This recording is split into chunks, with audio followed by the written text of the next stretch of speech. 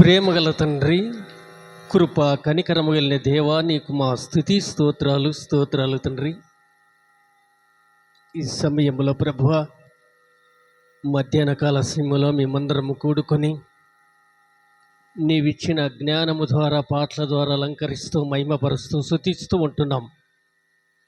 ప్రభువ, ఇంతవరకు ఓపికతో కూర్చున్న బిడ్డలను బట్టి, కుమారులను బట్టి నీ కార్యమును జరుగుతుండగా ప్రతి ఒక్క ఆత్మను ప్రభువ రక్షిస్తున్నటువంటి మా గొప్ప తండ్రి, ఈ చివరిలో కొన్ని మాటలు నేను మాట్లాడుతుండగా నా పట్ల నీవే మాట్లాడి మహిమ పొందుదు అని నజరేయుడైన యేసుక్రీస్తు నామమున పేరిట అడిగి వేడుకుంటున్నాం మా తండ్రి, ఆమేన్. పరిశుద్ధ గ్రంథములో నుండి కొన్ని మాటలు మనం జ్ఞాపకం చేసుకుందాము. కొన్ని వారాల నుంచి వినుకుంటూ వస్తూ ఉన్నాము. సమయములో మరి కొన్ని మాటలు, ప్రాముఖ్యమైనటువంటి మాటలు మత్తయి సువార్త, లూకా సువార్త, మార్కు సువార్తల్లో మనం చూసాం. యేసుక్రీస్తు పడినటువంటి శ్రమల్లో, బాధల్లో కూడా మనం చూస్తూ ఉంటున్నాము. అయినప్పటికైనా ఒక మాటను మనం జ్ఞాపకం చేసుకొని కార్యములో మరి ఇచ్చిన దైవజనులకు ఇచ్చిన సమయాన్ని బట్టి స్తోత్రాలు. నాకు ఇచ్చిన సమయంలోనే ఆ మాటను జ్ఞాపకం చేసుకుందాం. పరిశుద్ధ గ్రంథములో ఉన్నటువంటి మాట లూకా సువార్త 23వ అధ్యాయము 39వ వచనం. బైబిల్ ఉన్న వాళ్ళు కూడా చూసుకోండి.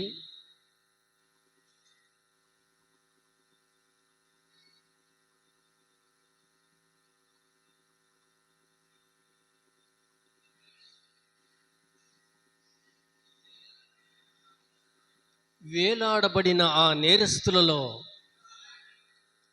ఒకడును ఆయనను దూషించుచు, నీవు క్రీస్తువు కదా, నిన్ను నీవు రక్షించుకొనుము, మమ్మల్ని కూడా రక్షించుకొనుమని చెప్పాను.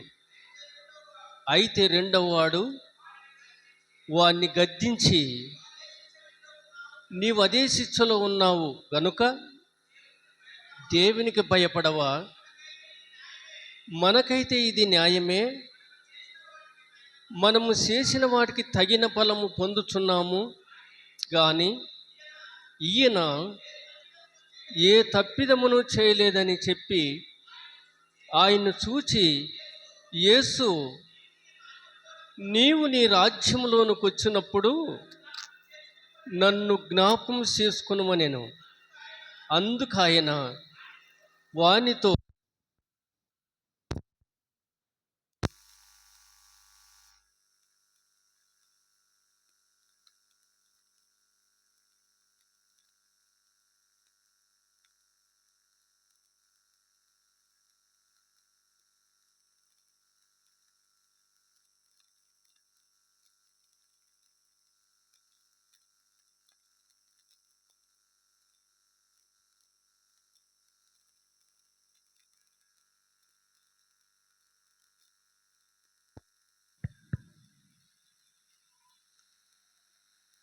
యేసుక్రీస్తు మత్తయి సువార్త, మార్కు సువార్త, లూకా సువార్తలో ఇద్దరు దొంగలు దూషించినట్లు ఉంది. ఇద్దరు దొంగలు కూడా ఆయన్ని దూషించినట్లు ఉంది. ఇద్దరు కూడా దూషించిన వాళ్ళే. అయినప్పటికైనా వాళ్ళు వేలాడబడుతున్నటువంటి యేసుక్రీస్తు మధ్యలో ఉండి ఇద్దరు నేరస్తులు, ఆ ఇద్దరు దొంగలు కూడా అక్కడ వేశారు. ఎందుకంటే వాళ్ళు చేసిన దానికి ప్రతిఫలం అనుభవించటానికి వాళ్ళను సిలువ వేశారు. ఒకడు దూషిస్తూ ఉన్నాడు, ఒకడు మౌనముగా ఉన్నాడు. అయినప్పటికైనా ఇద్దరు దూషించినటువంటి వాళ్ళనే బైబిలు చెప్తోంది. వినేటప్పుడు, గ్రహించేటప్పుడు యేసుక్రీస్తు మొదటి మాటలు ఏమన్నాడంటే, తండ్రి, వీరు ఏమి చేయుచున్నారో వీరు ఎరుగరు గనుక వీరిని క్షమించమన్నాడు. ఇద్దరు దొంగలు వేలాడబడుతున్నప్పుడు, వాళ్ళు బాధపడుతున్నప్పుడు, శ్రమ పడుతున్నప్పుడు మనకు చేసిన దాన్ని మనం అనుభవించుతున్నాము. కానీ ఈయన ఏ తప్పిదము చేయలేనటువంటి వాడు, ఏ నేరము చేయనటువంటి వాడు, ఈయనను కూడా ఎందుకు సిలువ వేశారు, మనం చేసిన దానికి ప్రతిఫలం అనుభవిస్తున్నామని ఆ ఇద్దరు దొంగల్లో కూడా ఒకరికొకరు సంభాషించుకుంటూ ఆ మాటలు వినుటూ ఉన్నప్పుడు, ఎందుకు దూషిస్తున్నావు, ఆయన యేసుక్రీస్తు ఏ పాపము లేనటువంటి వాడు, అటువంటి వాణ్ణి దూషిస్తున్నామని ఒకరికొకరు గద్దించి బుద్ధి చెప్పినట్లు చూస్తూ ఉన్నాం. ఒక దొంగ మౌనముగా ఉన్నాడు, ఒక దొంగ దూషిస్తూ ఉన్నాడు. రకరకాలుగా ఉన్నప్పుడు వారిలో కూడా ఏమొచ్చిందంటే, దేవుడు ఒకసారి వాళ్ళ హృదయంలోనికి వచ్చేసింది. ఏమొచ్చింది? తండ్రి, వీరు ఏమి చేయుచున్నారో వీరిని క్షమించమన్నప్పుడు ఆ దొంగకు ఆలోచన వచ్చింది. ఏం ఆలోచన వచ్చింది?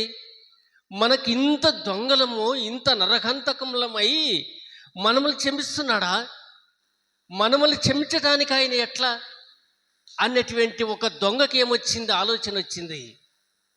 ఇంత దొంగకి ఇటువంటి స్థితిలో ఉన్నటువంటి నాకు ఈ ఆలోచన ఎందుకంటే, దేవుడు ఒకసారి ఇంత ఘోర పాపిని కూడా రక్షిస్తానంటున్నాడు, క్షమించమంటున్నాడు.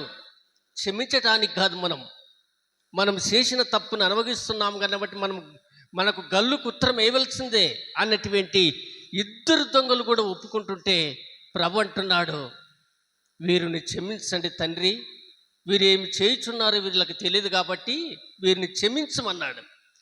ఆ మాటకు ఆ దొంగనికి ఏమొచ్చేసిందంటే, అప్పుడు ఆయన చూస్తూ ఉండగా ఒకరి ముఖాలు ఒకరు చూసుకుంటూ ఉన్నారు. ఒకరి ముఖాలు ఒకరు చూసుకున్నారు. ప్రభు మాత్రం మధ్యలో ఉన్నాడు. అటు ఇటు ఇద్దరు నేరస్తులు మాత్రము ఉన్నారు. ఇద్దరు దూషించినటువంటి దొంగలు కూడా మార్పు ఏ విధంగా వచ్చిందంటే, ఒకసారి మనం వాక్యములో ఆలోచించుకోవాలి. వాక్యం అంటుంది, ఎబ్రీ పత్రిక 6వ అధ్యాయంలో మనం చూసాం. పోయిన వారంలో మాట్లాడాను నేను రాత్రి. ఒకసారి వెలిగించబడినటువంటిది జీవితాంతం కూడా వెలగాలి. 6వ అధ్యాయంలో 14వ వచనంలో ఉంది, ఒక్కసారి వెలిగించబడినటువంటిది జీవితాంతం కూడా వెలగాలి, మధ్యన ఆరిపోకూడదు. అటువంటి దొంగలను మార్చడానికి అసాధ్యమన్నాడు ప్రభు అన్నాడు. అటువంటి దొంగల్ని తెలుసుకున్న వాడిని కూడా మారాలంటే అది అసాధ్యము. అందుకనే ఆ దొంగ వైపు యేసు ప్రభు చూశాడు. యేసు ప్రభు కూడా దొంగ వైపు చూశాడు. చూసి, తండ్రి, వీరు ఏమి చేయుచున్నారు, వీరిని క్షమించమన్నాడు కాబట్టి నాలో కూడా ఏమొచ్చింది, ఇంత ఘోర పాపిని కూడా రక్షిస్తాడంట ఆయన అన్నటువంటి మాటను బట్టి వెంటనే కూడా నీవు నాతో కూడా పరదేశంలో ఉంటావు. ఎక్కడ బాప్తీసం పొందలే, మార్గం తెలుసుకోలే. ఇంత దొంగని గల్లుకు ఉత్తరం ఉంది, గంట సేపు ఉంటే ఉత్తరం వేస్తారు, గల్లుకు వేస్తూ ఉన్నారు. ఇటువంటి శిక్షలో మరణమయ్యే స్థితికి వచ్చాడు. మరణమయ్యే స్థితికి వచ్చేసాడు. ఇంకా ఆ దొంగలకు ఏం లేదు, మరణమయ్యే స్థితికి వచ్చేసారు ఇద్దరు. కానీ ప్రభు మధ్యలో ఉన్నాడు. అప్పుడు వెంటనే ఏమన్నాడంటే, ఆయన ఒక్కసారి ఒకరి వైపు ఒకరు చూసినప్పుడు, పరదేశంలో నీవు కూడా నాతో ఉంటావు. ఆ మాటను బట్టి చూసినప్పుడు ఒక్కసారి దొంగకు మార్పు వచ్చేసింది. చాలామంది అంటారు, అక్కడక్కడ మేము వెళ్ళినప్పుడు కొంతమంది అంటారు, బాప్తీసం ఏడ పొందాడు దొంగోడు, మీరు ఇంత గట్టి చెప్తారంటారు. దొంగోడు ఏడ బాప్తీసం పొందా, ఏడ ఆరాధన తినే. సందర్భం వచ్చినందువల్ల వానికి ఆ దొంగకి విడుదలైంది. కానీ దాన్ని అనుకోకూడదు, అది తప్పు. సందర్భం వచ్చింది, మాట్లాడాడు దేవుడు. గల్లుకు వచ్చేసింది, వెంటనే మాట్లాడాడు. నువ్వు ఎక్కడంటే అక్కడ మాట్లాడడం కాదు అది. ఆ గల్లుకు ఎప్పుడైతే ఉత్తరం వచ్చిందో కొంతసేపు ఉంటే వాడిని అక్కడ తీసుకొని వెళ్తారు. అటువంటి స్థితికి వచ్చినప్పుడు ఆయన, నీ రాజ్యములు యేసు, నీ రాజ్యములోనికి వచ్చినప్పుడు నన్ను జ్ఞాపకం చేసుకో. ఏమన్నాడు? యేసు, నీ రాజ్యములోనికి వచ్చినప్పుడు నన్ను జ్ఞాపకం చేసుకున్నాడు. ఏ పెద్ద శ్లోకాలు అక్కడ. ఆయన అన్నాడు, తేరు ఒకరి వైపు ఒకరు చూసుకొని, నీవు నాతో కూడా పరదేశంలో ఉంటావు. దొంగకి మార్పు రావాలంటే ఏ మాటకు మార్పు వచ్చింది మనం ఆలోచన చేయాలి. దొంగకి మార్పు ఎక్కడ వచ్చింది? ఆయన అన్నాడు, తండ్రి, ఒక్కసారి అన్నాడు, తండ్రి వీరికి ఏమి తెలియదు కాబట్టి క్షమించు అన్నాడు. ఆ క్షమించు మాటను బట్టి వెంటనే కూడా దొంగ ఏమయ్యాడు? మారిపోయాడు. దొంగకు పరలోకం వచ్చింది. పరలోకం రావాలంటే ఒక మాటలతో ఏ పని కాదు. పరలోకాన్ని పొందుకోవాలంటే మాటలతో ఏ పని కాదు. అది అటువంటి స్థితిలో ఉన్నప్పుడు ఆ దొంగకి ఇంత ఘోర పాపిని కూడా రక్షిస్తానటువంటి నమ్మకాన్ని బట్టి, యేసు నీ రాజ్యములోనికి వచ్చినప్పుడు నన్ను జ్ఞాపకం చేసుకో తండ్రి, మనం చేసినాం, ఇది వాస్తవమే, గల్లు కయ్యండి, చంపేయండి, ఇది వాస్తవమే, కానీ నీ రాజ్యములోనికి వచ్చినప్పుడు అన్నప్పుడు వెంటనే కూడా నాతో కూడా పరదేశంలో ఉంటావు. దొంగకి విడుదల వచ్చేసింది.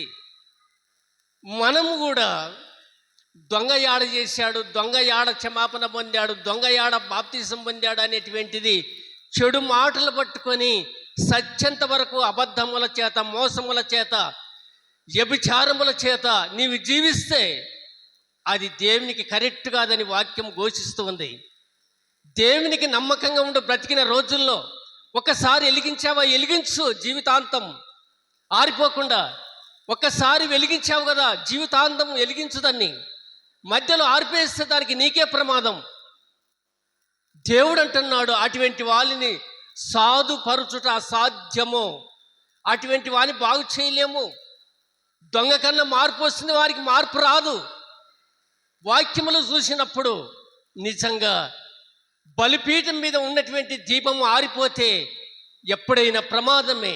అందుకనే యాజకులు ఏం చేస్తున్నారంటే, ఆ బలిపీఠము ఎల్లకాలము కూడా వెలుగుతూ ఉంది. ఆ బలిపీఠం ఆరిపోవటానికి కాదు, దాన్ని ఏర్పరచుకున్నటువంటి వాళ్ళు సేవకులు, యాజకులు, వాళ్ళ పని చేస్తూ ఉంటారు. అటువంటి జీవితంలో ఉన్నప్పుడు నీవు కూడా ఏమై ఉండాలంటే, నిజంగా దొంగకి ఎట్లా మార్పు వచ్చేసిందో నువ్వు మారాలి. తండ్రి వీరిని క్షమించన్నాడు ప్రభు, క్షమిస్తాడు ఆయన.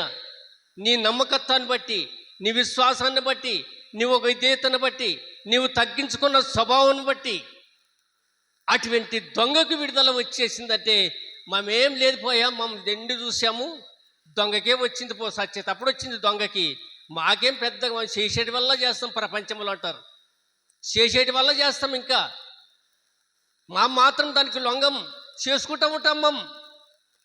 వారాలు వస్తే చేస్తాం, ప్రతి విషయంలో వస్తే చేస్తాం, కానీ అది మాత్రం అట్లే.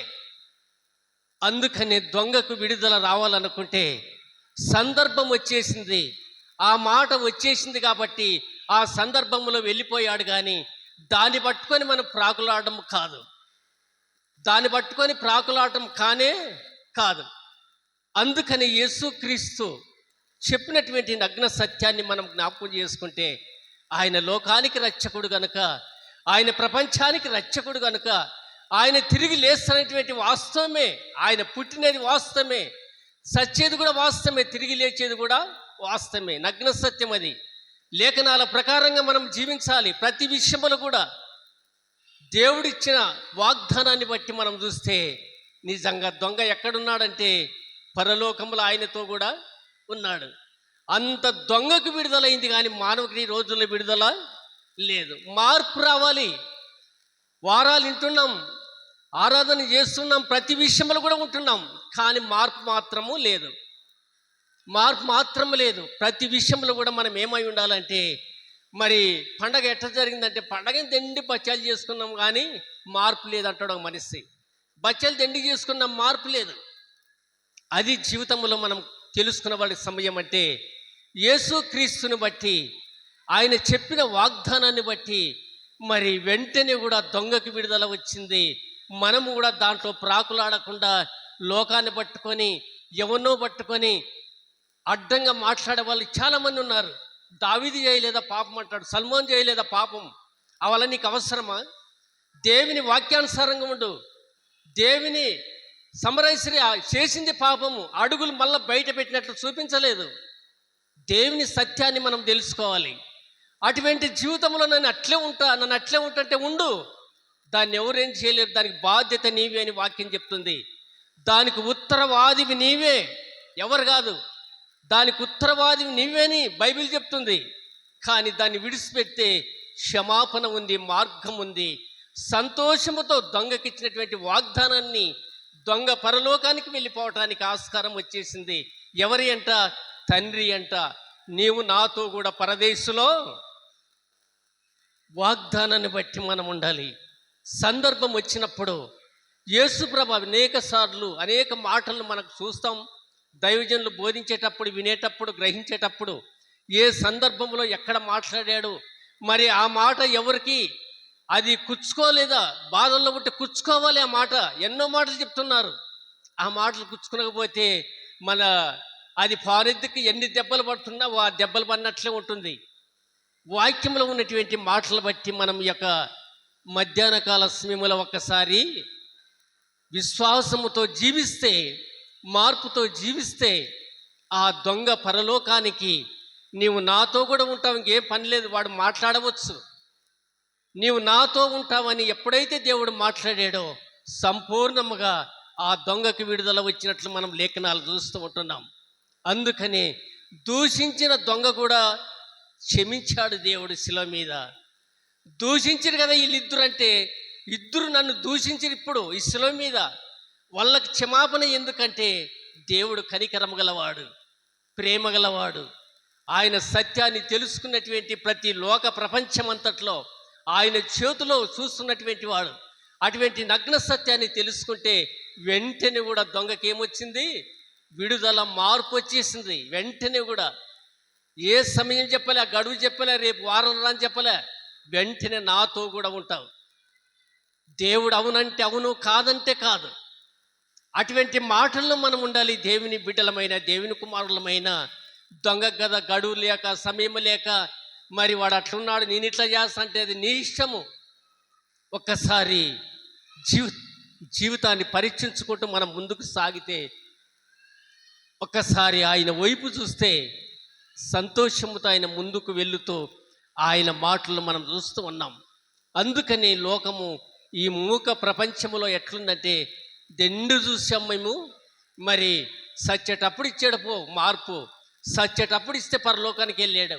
మీరేం గట్టి చెప్తారనే వాళ్ళు లోకంలో లేకపోలేదు. ఒక్కసారి వాక్యంలో ఉన్నటువంటి మాటలు బట్టి మనం ఏమై ఉండాలంటే, ఆ దొంగకి తండ్రి ఎప్పుడైతే పలికాడు ఆ మాట క్షమాపణ వచ్చింది. తండ్రి వీరేమి చేయించున్నారన్నాడు. ఇంత మాటలోనే దొంగ మార్పు అయిపోయాడు. వెంటనే కూడా నాతో కూడా ఉంటావు. ఆ మార్పు ఎన్ని మాటలు చెప్పారు దైవజనులు, ఎన్ని మాటలు వింటున్నావు, ఎన్ని దినాలు వింటున్నావు. కైనా మనం ఆ స్థితిలోనే ఉంటున్నాం, వస్తున్నాం పోతున్నామంటే ప్రయోజనం కాదు. దేవుని మాటకు మనం విధేయత చూపాలి. దేవుని మాటను వచ్చినప్పుడు మనం ఏదో ఒకటి కొంత గ్రహించాలి. ఆ వాక్యం ఎట్లా ఉంది, మన జీవితం ఎట్లా ఉన్నటువంటిది గ్రహించకపోతే నీవెన్ని చేసినా కానీ ప్రయోజనము కాదు. వాక్యం ఇక్కడ నుంచి మనం పట్టుకొని ఇంటికి వెళ్ళాలి. వాక్యాన్ని ఇక్కడ విడిచిపెట్టిపోతే ఏంటికి వెళ్ళాము? ఇక్కడ ప్రతి విషయములు కూడా మార్పు రావాలనుకుంటే యేసయ్యలో ఉంది. ఆయన క్షమించే గుణం ఉంది. రక్షించే రక్షకుడుగా ఆయన మనకు చూపించిన త్యాగాన్ని బట్టి మనం ఆయన కొరకు మనం ఉన్నట్లయితే సంపూర్ణంగా ఆయనతో జీవిస్తున్నామని లేఖనాలు చూస్తూ ఉన్నాం. నాకు ఇచ్చిన సమయాన్ని బట్టి, సమయం అయిపోతుంది కాబట్టి, యేసు వారి వైపు తిరిగి యెరూషలేము కుమార్తెలారా